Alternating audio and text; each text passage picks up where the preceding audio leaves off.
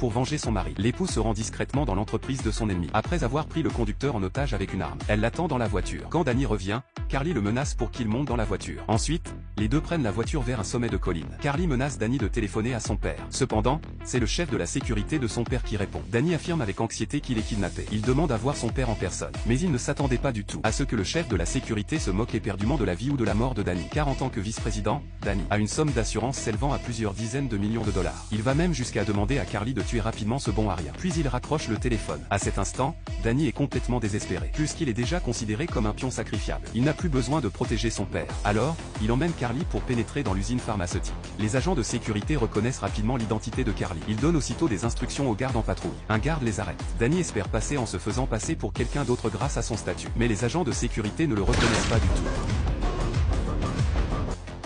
Le grand vacarme attire de nombreux gardes. Carly intervient fermement et le tue. Elle libère ensuite les ouvriers longtemps exploités. Puis elle jette une bombe dans chaque atelier. À ce moment-là, de nombreux gardes armés arrivent.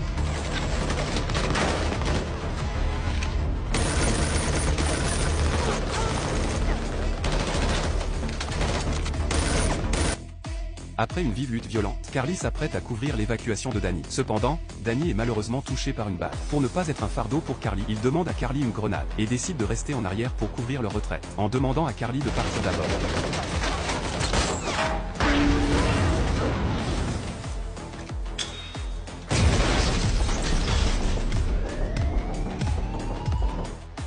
Ensuite, Carly place des centaines de kilos d'explosifs dans les salles de production pharmaceutique. Après l'explosion, Carly est projetée par la puissance. Quand il se réveille, il se trouve déjà dans un village voisin. Ce sont les ouvriers qu'il a sauvés qui l'ont secouru.